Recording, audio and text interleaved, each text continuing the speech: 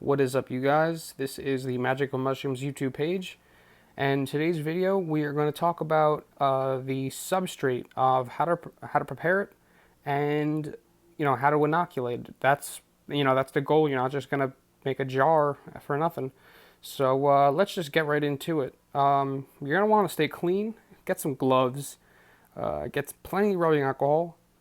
And of course, you're going to need your mason jars. Make sure you get the wide-mouthed ones, the ones that screw off with the top. I would say wear a mask. You don't realize it, but when you breathe, you spit out a lot of, I guess, germs. Some alcohol swabs, as you can see. And then for this recipe, this is the brown rice cake. I'm sorry, the brown rice flour cakes, the BRF cakes. This is vermiculite. This one is organic. I actually ordered this one off of Amazon. This one is brown rice flour. This is Arrowhead Mills. I found this at I think it was, where was that? Not Trader Joe's, the other one. But you could try Trader Joe's. Like I said, you want to stay clean. You want to make sure that you have everything nice and disinfected. But once you have all of that, you're going to need a measuring cup. And this measuring cup right here that I have, that is 1 cup. I already have 2 cups of the vermiculite in there. The next step, once you have that in there, the next step would be to get the brown rice flour. Now you only need 1 cup of it. So you would put 1 cup of the brown rice flour. Don't pack it down. Just take your finger, go across the top, and then just put it in there. And then you should be fine with that. Then you need to add the water, of course. So it's going to be 2 cups of vermiculite, 1 cup brown rice flour, and then 1 cup of water. You would use the same one. It doesn't really matter.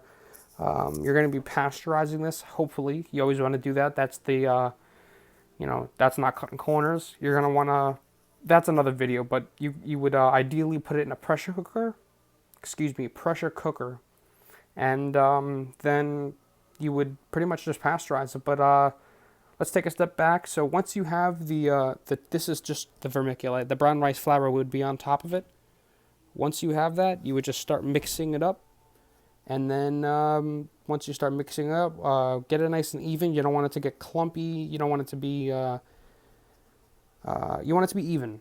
Pretty much just like you would making a birthday cake. Make sure it's nice and even. You don't want it to be dry or too wet in some areas. So 2 cups vermiculite, 1 cup brown rice flour, 1 cup of water, put it in the bowl, get it nice and even.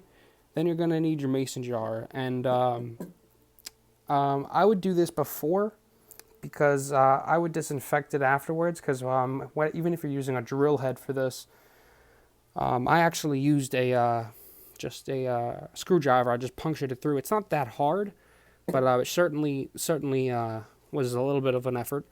You want to do, I would say 5, like 1, 2 on the top, 2 on the bottom, 1 in the middle.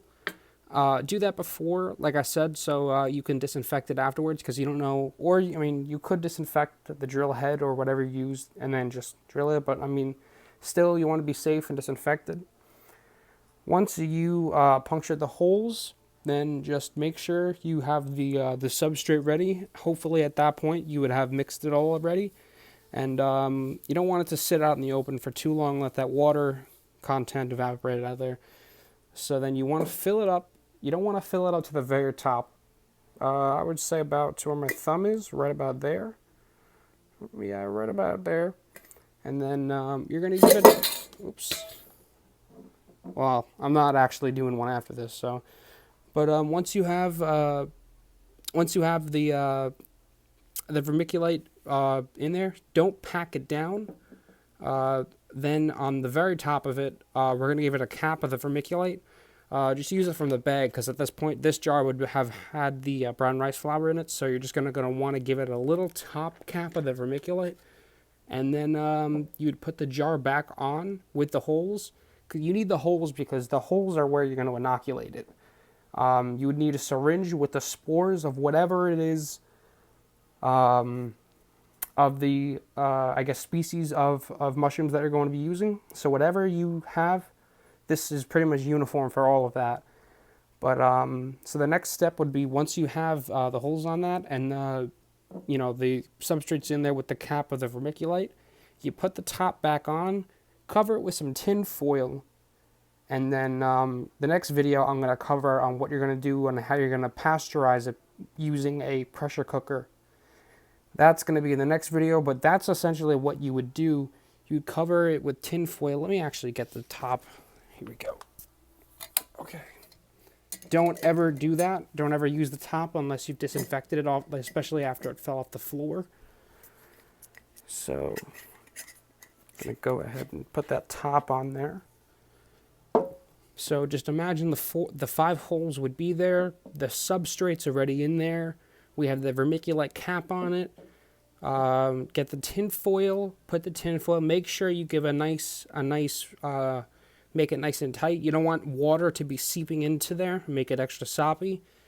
So once you have that, then you should be good to go. Then that's ready for pasteurization. Pasteurization, definitely you want to do it. I wouldn't say ever skip cut corners, skip a step.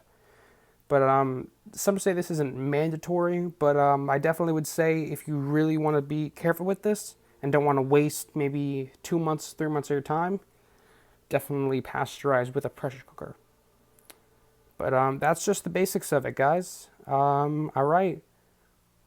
Also in another video, I'll show you how to inoculate, but you know, one video at a time. We don't want to overdo it. But thanks, guys. Coming at you next time, the magic of mushrooms.